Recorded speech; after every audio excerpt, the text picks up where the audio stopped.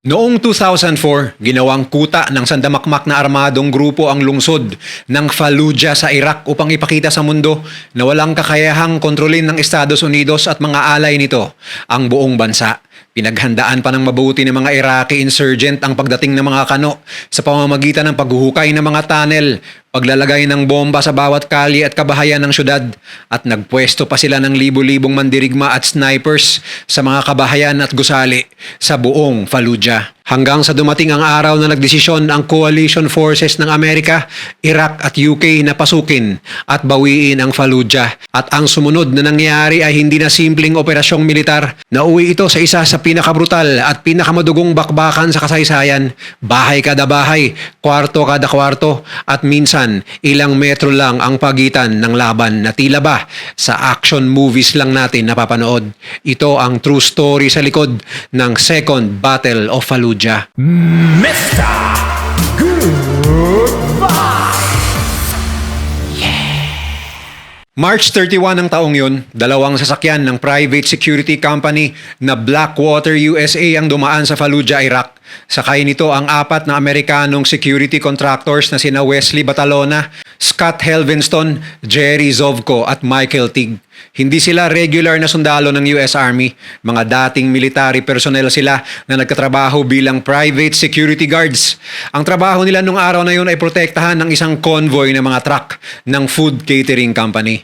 Ang mga truck ay papunta sana sa isang military base para kumuha ng kitchen equipment na ginagamit sa pagsuporta sa mga tropang Amerikano. Pero habang dumadaan sila sa Fallujah, bigla silang inambush. Pinaputukan ng kanilang mga sasakyan gamit ang automatic weapons at granada. Napatay ang apat, pero ang sumunod ang talagang ikinagalit ng Amerika.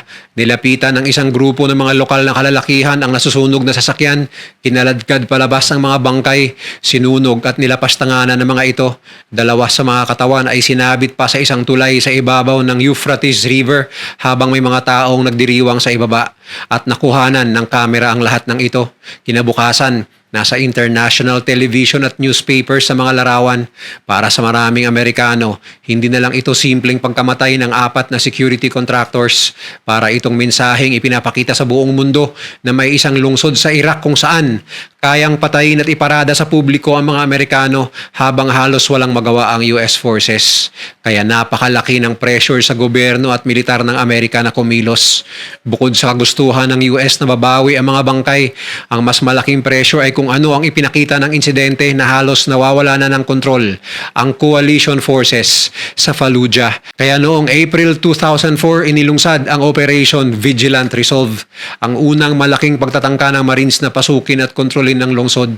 Tagumpay naman nilang nabawi ang mga bangkay ng apat na kano, pero dahil sa matinding bakbakan, maraming sibilyan ang nadamay at saka tumaas ang political pressure mula sa Estados Unidos kaya nahinto ang operasyon.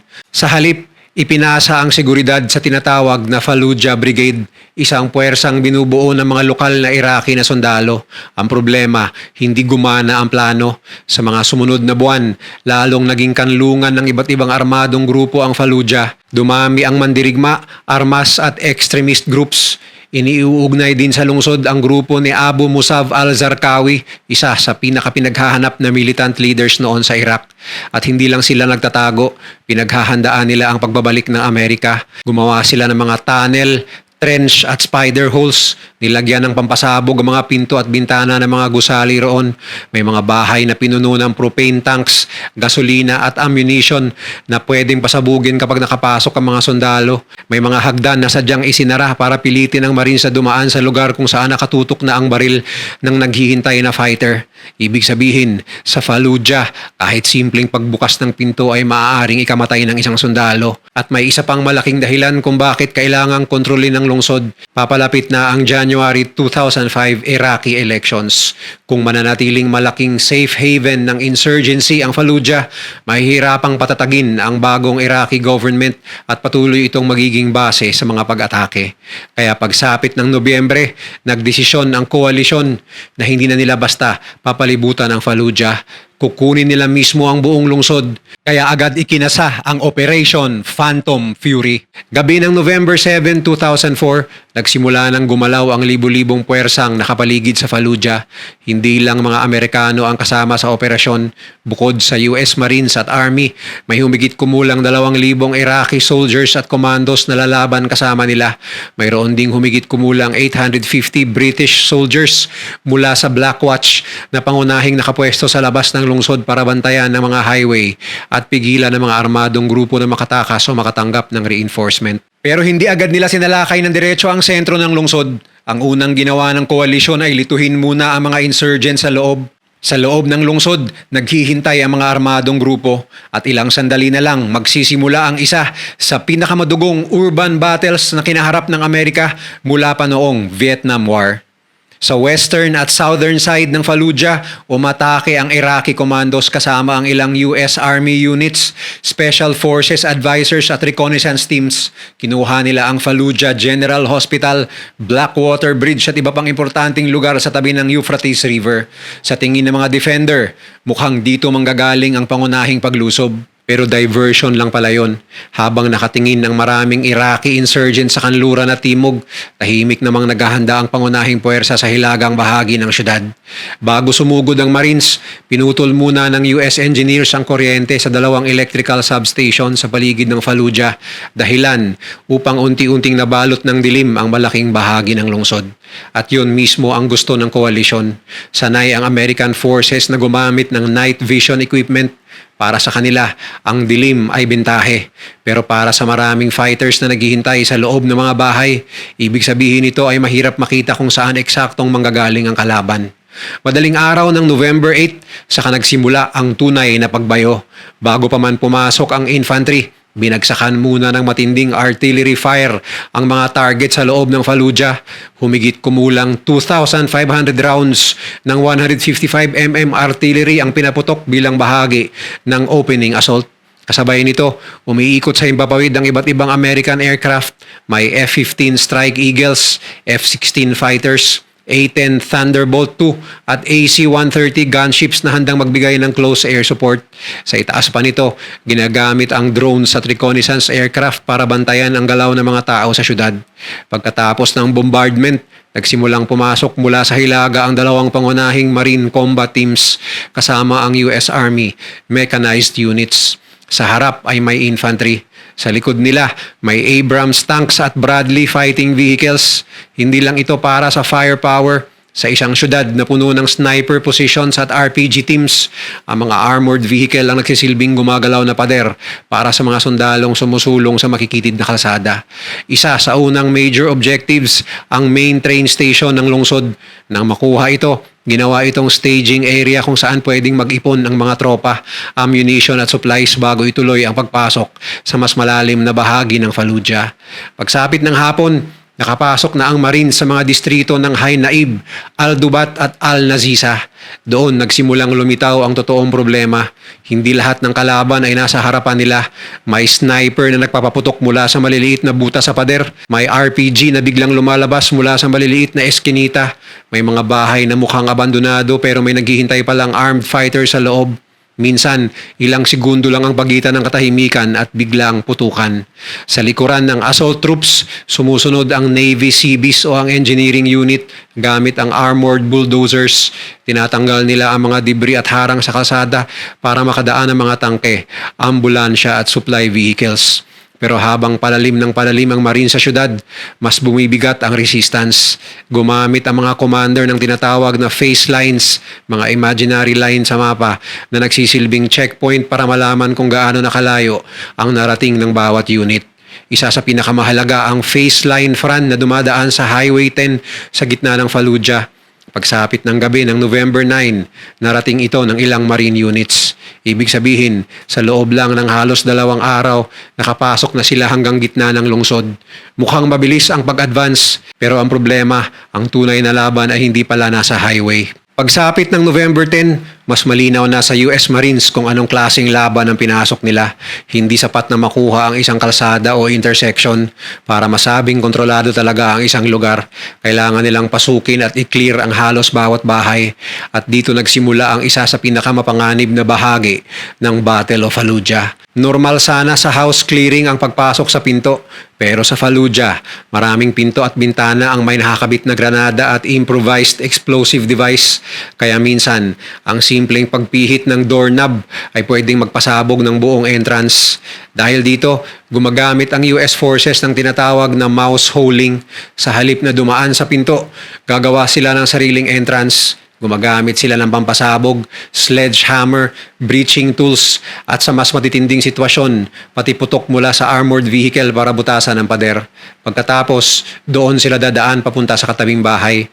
Minsan, hindi na sila lalabas sa kalsada. Bahay papuntang bahay, pader papuntang pader. Pero kahit ganoon, hindi nawawala ang panganib. Sa loob, napakadilim, walang kuryente. Makapal ang alikabok mula sa mga nasirang dingding. Ang plaster at pintura ay nagiging parang pinong pulbos na pumapasok sa mata at ilong ng mga sundalo. Minsan, ilang metro lang ang visibility at sa bawat kwarto, hindi nila alam kung ano ang naghihintay. Pwedeng walang tao, pwedeng sibilyan, o pwedeng may Iraqi insurgent na naghihintay lang sa dilim. Hawak ang baril, naghihintay na lumitaw ang unang sundalo. May mga pagkakataong tahimik ang isang buong bloke, walang putok, walang tao sa kalye, ang maririnig lang ay yabag ng boots at tunog ng gear. Pagkatapos ay biglang may RPG mula sa kabilang building at sunod-sunod na machine gun fire. Granada naman mula sa iba't ibang bahay at ilang segundo, tahimik na naman. Malaking tulong ang Abrams tanks at Bradley fighting vehicles. Kapag may identified firing position sa isang building, pwedeng magbigay ng heavy fire ang armored vehicles habang sumusulong ang infantry. Sa mga bubong at malalayong posisyon naman, may sniper teams na nag-o-overwatch. Kapag masyadong matibay ang isang strong point, pwede ring tumawag ng air support o artillery. Pero ang pinakamahirap ay hindi lang ang bala, pagod na rin ang mga tao. Ilang oras at araw ng halos walang maayos na tulog, mainit sa loob ng body armor, mabigat ang ammunition at kagamitan at sa bawat bagong bahay, kailangan nilang ulitin ang parehong proseso na parang unang beses ulit. Kaya para sa maraming sundalo, lumiliit ang mundo nila. Hindi na muna buong Fallujah ang kanilang nasa isip. Ang mahalaga ay yung taong nasa kaliwa nila o nasa kanan. At kung paano ang isang team na makakalabas ng buhay sa susunod na kwarto. Pero may ilang bahay sa Fallujah na hindi basta ordinaryong clearance. Ito ay parang bitag na hinanda ni kamatayan. Habang palalim ng palalim ang coalition forces sa Fallujah, nagsimulang lumitaw ang mga tinatawag nilang hell houses.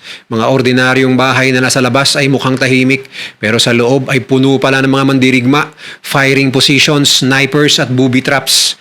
At naranasan mismo ito ni US Army Staff Sergeant David Belavia ng Task Force 22 Infantry noong November 10 habang nasa clearing operation ng isang gusali ang kanyang squad. Bigla silang sinalubong ng matinding putukan mula sa loob. May mga sundalong tinamaan at napilitan silang umatras. Sa halip na iwan ang gusali, bumalik si Belavia kasama ang ilan sa kanyang mga kasama. At dito naging halos room-to-room duel ang laban. Sa loob ng bahay, makitid ang hallway, madilim, maraming pader ang sira. Hindi agad makikita kung saan manggagaling ang kalaban habang umaakyat at gumagalaw sila sa building. May mga Iraqi insurgent na nagpapaputok mula sa iba't ibang kwarto at palapag. Sa ganitong klaseng laban, halos wala ng distansya ang bakbakan. Minsan ilang metro lang. Habang umuusad pa loob ng gusali, nakapatay si Belavia ng ilang Iraqi fighters habang inisa-isa ang bawat silid. At sa sobrang lapit ng labanan, umabot pa sa hand-to-hand combat ang isang encounter niya sa isang militante. Ilang minuto silang nakipagbuno sa isa't isa sa sahig hanggang sa mapatay niya ang kalaban gamit ang kutsilyo. Pero hindi lang siya ang nakaranas ng ganitong imperno. Sa ibang bahagi ng syudad, si Marine First Sergeant Bradley Casal at ang kanyang unit ay pumasok sa isang bahay matapos malaman na may mga Marines na naiipit sa loob. Sa gitna ng putukan at hagisan ng granada, malubha siyang nasugatan pero patuloy siyang nanatili roon habang tinutulungan ng kanyang mga kasama. Ganito kalupit ang house-to-house fighting sa Fallujah. Minsan, ang isa o dalawang palapag na bahay lang ay pwedeng abutin ng matagal bago tuluyang maklear. Kapag may sniper sa rooftop, kailangang hanapin muna kung saang bintana o maliit na opening siya nagpapaputok. Kapag may machine gun sa second floor, maaaring gumamit ng Abrams tank para durugin ang firing position. Kapag sobrang tibay ng resistance, sa katatawag ng artillery o eroplano para bombahin ang gusali. Pero may problema pa. Ang bahay na naklear na ng mga sundalo ngayon ay hindi otomatikong safe bukas. May mga insurgent na lumilipat sa likod ng advancing troops, gumagamit ng eskenita, butas sa pader at ibang ruta para bumalik sa mga lugar na akala ng coalition ay secured na. Kaya may ilang bloke at buildings na kailangang linisin ng paulit-ulit. Pagsapit ng November 13, malaking bahagi na ng Fallujah ang kontrolado ng koalisyon. Humihina na ang organized resistance, pero hindi ibig sabihin na tapos na ang laban. May mga Iraqi fighter pa rin na nakatago sa basement, rooftop, tunnel at abandonadong gusali. At habang nagpapatuloy ang labanan, napilitang gumamit ang US forces ng white phosphorus o WP, isang chemical na mabilis magliyab at lumilikha ng matinding init at usok. Ginamit ito para piliting lumabas ang mga insurgent mula sa butas o taguan bago sila tamaan ng ibang artillery. Tinawag ang taktikang ito ng mga sundalong Kano na shake and bake. Pero dito nagsimula ang malaking kontrobersya. Kapag dumapo ang nasusunog na white phosphorus sa balat, maaari itong magdulot ng napakalalim at matinding paso. At dahil may mga sibilyan pang naiwan sa Fallujah habang nagaganap ang labanan, lumitaw ang mga tanong kung may mga ordinaryong residente rin bang tinamaan ito. Pagsapit ng kalagitnaan ng November 2004, malinaw na kontrolado na ng coalition forces ang malaking bahagi ng Fallujah. At nang unti-unting tumahimik ang putukan, saka lumabas ang tunay na laki ng naging kapalit. Sa buong Operation Phantom Fury, mahigit 100 coalition troops ang napatay at mahigit 600 ang nasugatan. Sa US forces lamang, dose-dosenang Marines at sundalo ang namatay habang daan-daan ang sugatan. May casualties din ang Iraqi at British forces. Sa panig ng insurgents, karaniwang estimate ay nasa 1,200 hanggang 1,500 ang napatay, habang humigit kumulang 1,500 pa ang nahuli. Pero hindi lang mga mandirigma ang naging biktima ng labanan. Kahit karamihan sa mga residente ay nakalikas bago nagsimula ang assault, libo-libong sibilyan pa rin ang naiwan sa loob ng Fallujah. Ang Iraq body count ay nagtala ng humigit kumulang 581 hanggang 670 civilian deaths, habang ang Red Cross ay nagbigay ng estimate na nasa 800 sibilyan ang nasawi. Pero hindi lang tao ang naging casualty. Halos buong bahagi ng Fallujah ang nagmukhang dinaanan ng bagyo, ng bakal at apoy. Libo-libong artillery rounds ang pinaputok. Daan-daang bomba, rockets at missiles ang ginamit. Sa tinatayang humigit kumulang 50,000 na gusali sa lungsod. Libo-libo ang tuluyang nawasak at malaking bahagi sa mga natira ay may matinding damage. Ang mga residential street na puro halos gumuhong semento na lang ang naiwan. Wasak ang mga negosyo at marami sa mga residenteng lumikas bago ang bakbakan ay wala nang matinong bahay na mababalikan. Pagkatapos ng operasyon, unti-unting pinayagang bumalik ang mga residente, pero kailangan silang dumaan sa identification at security checks. Mabagal ang reconstruction at sa mga unang buwan, maliit na bahagi lamang ng dating populasyon ang nakabalik. At dito makikita ang malaking twist ng Fallujah. Sa usapang militar, nanalo ang coalition. Nakuha nila ang lungsod. Nawasak ang maraming insurgent positions, pero hindi nila tuluyang natapos ang insurgency.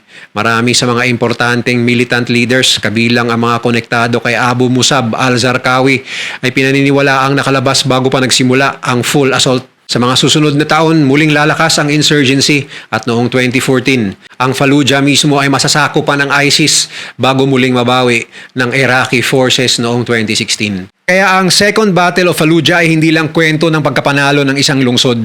Patunay ito na sa digmaan, pwede mong makuha ang bawat kalsada, bawat gusali at bawat bloke, pero hindi ibig sabihin na tapos na ang laban. At minsan, ang pinakamabigat na tanong ay hindi kung sino ang nanalo, kundi kung gaano karami ang nawala bago mo masabing panalo ka. Sa huli, pwedeng may manalo sa labanan, pero kapag napakaraming buhay, pamilya at tahanan ang nasira, lahat ay maituturing na talunan. Kung nagustuhan mo ang video na to, share mo naman sa iba at mag-subscribe ka na rin. Panoorin mo na rin yung mga videos na nasa kanan para lalo pang maubos ang oras mo.